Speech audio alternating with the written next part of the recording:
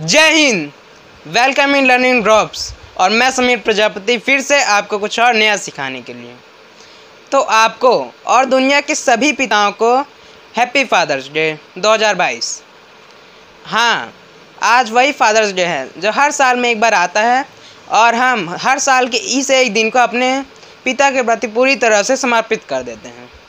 मैंने भी पिछले साल भी फादर्स डे में यही ब्लैक टी शर्ट पहन के वीडियो बनाया था और उसमें भी फादर्स डे के बारे में बहुत सारी चीज़ें बताई थी। अगर आपने वह वीडियो नहीं देखा है तो उसे भी हमारे चैनल में जाकर या फिर नीचे डिस्क्रिप्शन बॉक्स में लिंक दिया गया है, वहाँ से देख लीजिएगा। तो अब मैं भी फादर्स डे मनाता हूँ, आप भी मनाते होंगे, केक कट करते होंगे और पैर छूकर अपने पिताजी को हैप्पी फादर्स डे बोलते होंगे। ये तो सभी करते हैं, लेकिन अब मैं आपको वीडियो में जो भी बातें बताऊंगा उन्हें बड़े ही गौर से सुनिएगा और लास्ट तक के सुनिएगा, क्योंकि अधूरा ज्ञान से बढ़िया है कि ज्ञान ना हो, इसलिए पूरा ज्ञान लीजिए। तो हम फादर्स डे मनाते हैं, एक दिन केक कट करते हैं, एक दिन अपने माता पिता के लिए समर्पित कर देते हैं। लेकिन क्या यह हमारी संस्कृति का हिस्सा है? क्या हमारी संस्कृति यह है कि हम एक दिन अपने पिता के लिए समर्पित कर दें? हमारे भारत की संस्कृति तो बहुत ही अलग रही है। हम विदेशों की नीति संस्कृति को अपनाने के चक्कर में, उन्हें कॉपी करने के कारण धीरे धीरे अपने जो हमारे पूर्वज लोग महान आदतों को अपनाया करते थे उन्हें भूलते जा रहे हैं। हमारे देश की संस्कृति तो रही है कि एक बेटा अपने पिता को दिए गए वचन को पूरा करने के लिए, अगले दिन वह राजा बनने वाला था, लेकिन वह अगले दिन ही जंगल को निकल गया और 14 साल का वनवास काट कर तभी वापस आया।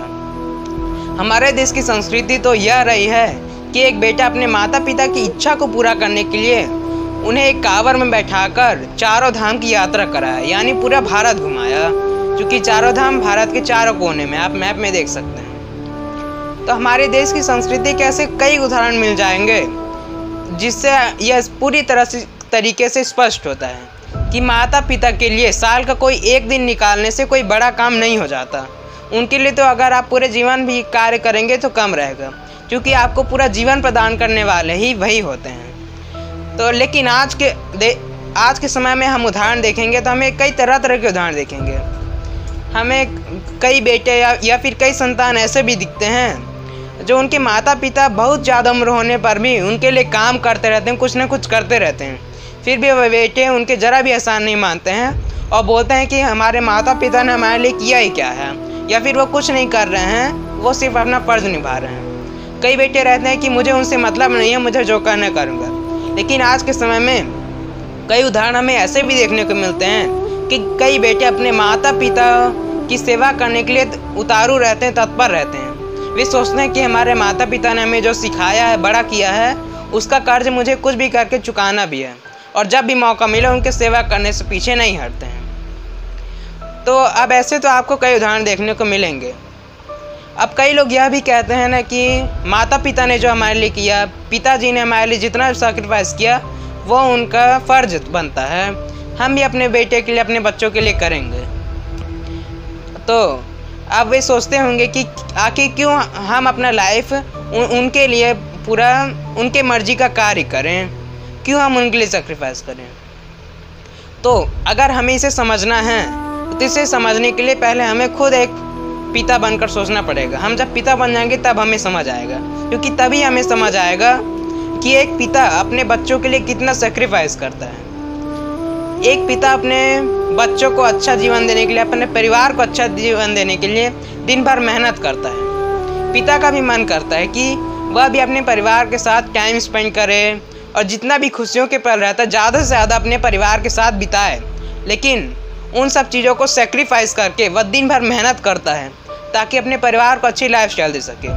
अपने बच्चे पर कोई भी आँच नहीं आने देता, हमेशा उसके सामने डट कर खड़ा रहता है। तो अब इतना सब करने के बाद भी हम अगर अपने पिता के लिए कुछ नहीं कर पाएँ तो हमारी लाइफ क्या काम की। अब मैं यह नहीं कह रहा हूँ कि आप फादर्स डे मत मनाओ, केक मत काटो। दूसरे देशों की संस्कृति अपनानी है तो अपनाइए, कोई बुरी बात नहीं है। फादर्स डे मनाइए, केक काटिए, लेकिन उसके चक्कर में हमारे देश की जो संस्कृति है उसे मत भूलिए।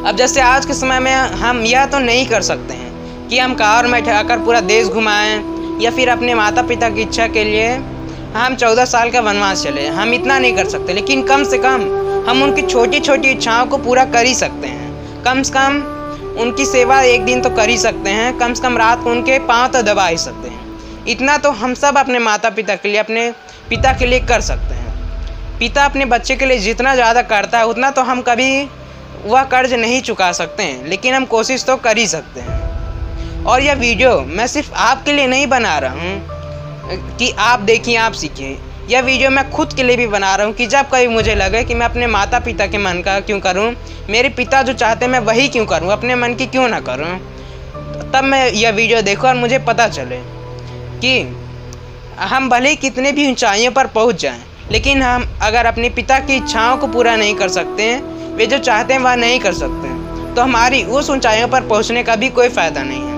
क्योंकि हमारा जो भी अस्तित्व रहता है वह हमारे पेरेंट्स के कारण रहता है, हमारे पिताजी के कारण रहता है। तो इसीलिए पूरे विश्व के और अपने पिता अरविंद प्रजापति जी को मैं यह वीडियो समर्पित करता हूं, और मैं उम्मीद करता हूं कि आप सभी भी अपने पिता की जो भी छोटी छोटी इच्छाएं रहती हैं उन्हें पूरा करने की कोशिश करेंगे। मैं भी पूरी तरह से तत्पर रहूंगा अपने पिता की हर इच्छा को पूरा करने के लिए।